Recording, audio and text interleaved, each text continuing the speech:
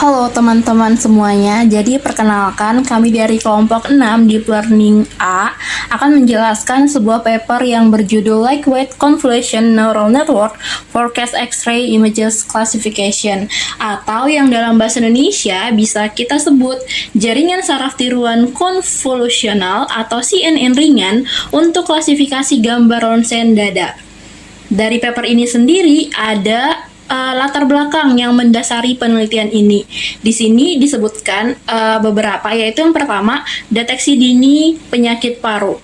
Jadi, penyakit seperti COVID-19 dan juga pneumonia itu sangat berbahaya jika kita tidak segera untuk mendeteksinya. Ronsen dada atau CXR adalah alat bantu dokter yang sangat penting untuk melihat kondisi paru-paru. Di beberapa negara dengan jumlah dokter yang terbatas, tentu akan membuat proses diagnosisnya itu menjadi lebih lambat. Selain itu, kelelahan dokter akibat banyaknya pasien dapat menurunkan akurasi diagnosisnya. Sebenarnya saat ini tuh sudah banyak kecerdasan buatan atau sistem untuk medis. Namun seringkali modelnya itu terlalu berat, butuh komputer yang canggih, atau kurang akurat jika dibuat dalam versi ringannya. Maka oleh karena itu, diperlukan sebuah sistem yang cepat, akurat, tetapi cukup ringan untuk dijalankan di perangkat biasa. Di perangkat biasa ini seperti laptop dan juga alat medis portable lainnya, tanpa perlu spesifikasi komputer yang sangat mahal. Sebenarnya apa aja sih yang dibahas dari paper ini?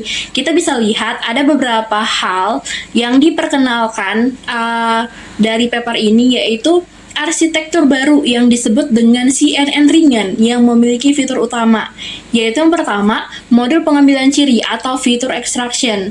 Nah, ini dirancang agar bisa mengambil informasi penting dari gambar ronsen dengan lebih efisien. Terus ada modul skala ganda atau multi-scale fitur. Ini tuh memungkinkan untuk melihat detail paru-paru dari berbagai ukuran secara bersamaan. Terus ada klasifikasi 3 kategori. Jadi modul ini tuh dilatih untuk membedakan 3 kondisi, yaitu pasien COVID-19, pneumonia, dan juga kondisi normal. Untuk penjelasan lebih lanjutnya akan dilanjutkan oleh teman saya. Baik, saya ucapkan terima kasih banyak kepada saudari Naomi. Selanjutnya saya akan melanjutkan mengenai kontribusi paper. Jadi paper ini memiliki beberapa kontribusi utama yang memiliki 4 pilar inovasi arsitektur. Nah, yang pertama ada modul FE, yaitu Feature Extraction baru, yang dimana fitur ini menggabungkan konsep inverted residual dari MobileNet versi 2 and struktur cross-stage partial atau CSP sehingga lebih efisien secara komputasi tanpa mengorbankan kemampuan ekstraksi fitur. Selanjutnya yang kedua ada model MF atau multi-scale feature, yang dimana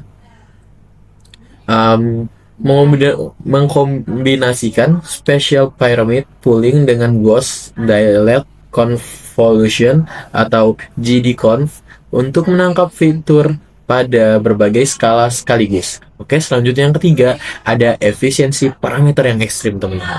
Nah, apa maksudnya? Jadi, yang dimaksud itu, dia itu menghasilkan model yang sangat amat ringan, hanya 0.90 atau 0,19 juta parameter untuk versi baseline.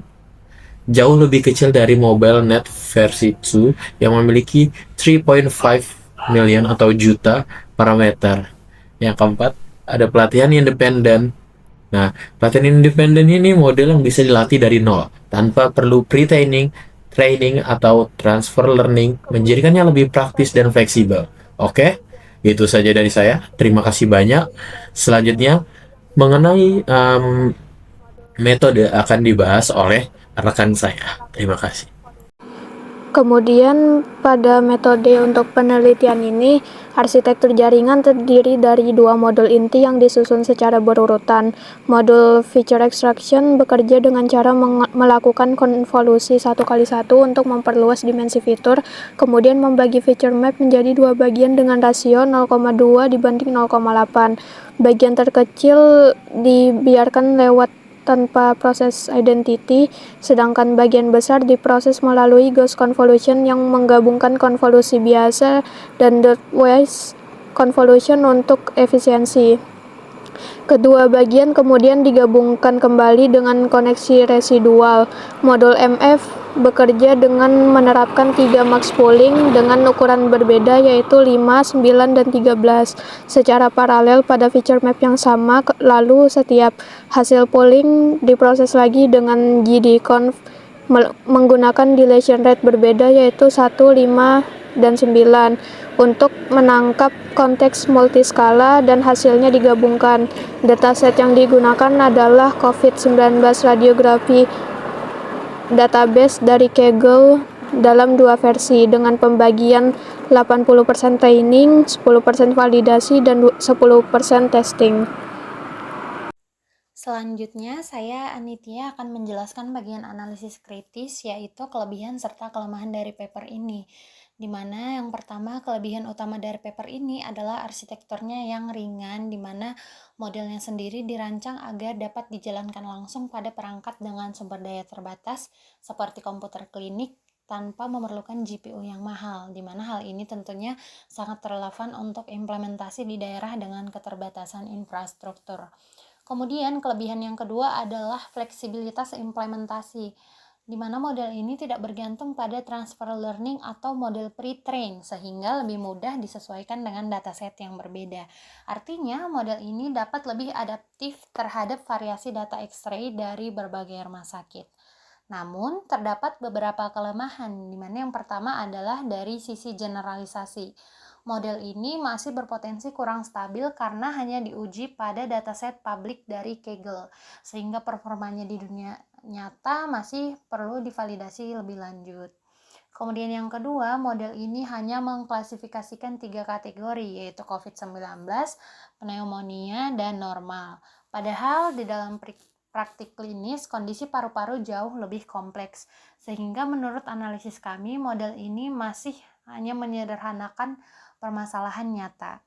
Yang ketiga, terdapat fenomena menarik pada data augmentation, di mana akurasi validasi justru menurun cukup signifikan. Hal ini menunjukkan bahwa augmentasi data tidak selalu meningkatkan performa dan bahkan dapat menyebabkan model belajar dari data yang kurang representatif. Yang terakhir, model ini belum diuji langsung dalam lingkungan klinis bersama tenaga medis, sehingga meskipun hasilnya tinggi secara eksperimen, efektivitasnya dalam praktik nyata masih belum dapat dipastikan. Secara keseluruhan, paper ini berhasil menawarkan solusi CNN yang efisien dan akurat, namun masih memerlukan pengujian lebih lanjut untuk memastikan keandalannya di dalam dunia medis secara nyata. Selanjutnya di sini ada dashboard kinerja dan validasi, di mana pada dataset V4 tanpa augmentasi yang merupakan dataset terbaik. Model 1 mencapai akurasi 97,03%,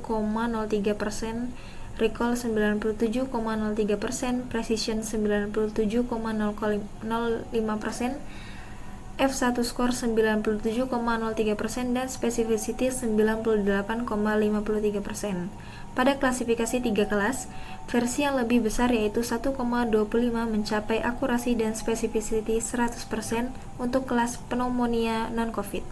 Dibandingkan model lain, model ini bersaing dengan EfficientNet B1 dan NASNet Mobile dalam hal akurasi, namun jauh lebih kecil, yaitu 0,3 juta parameter berbanding 6,52 juta dan 4,23 juta. Dari ablation study, menghapus modul MF menyebabkan penurunan akurasi dari 97,03% menjadi 86,39%, membuktikan bahwa modul MF adalah komponen paling krusial. Visualisasi dengan GradCam menunjukkan bahwa model mampu fokus pada area paru-paru yang relevan dan tidak terdistraksi oleh bagian luar gambar X-ray. Kemudian, pada anatomi evaluasi, paper ini menggunakan beberapa metrik evaluasi standar untuk klasifikasi multikelas.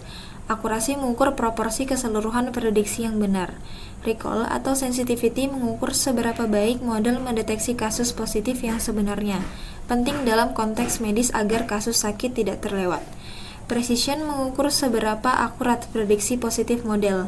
F1 score adalah rata-rata harmonik dari precision dan recall, memberikan gambaran keseimbangan antara keduanya. Specificity mengukur kemampuan model mengenali kasus negatif normal dengan benar. Semua metrik dihitung secara macro average untuk memastikan setiap kelas diperlakukan setara meskipun jumlah sampelnya berbeda. Selain itu, digunakan Awkrock dengan 5-fold cross validation untuk mengukur performa keseluruhan model secara robust. Mungkin itu saja presentasi yang dapat disampaikan. Sekian, terima kasih.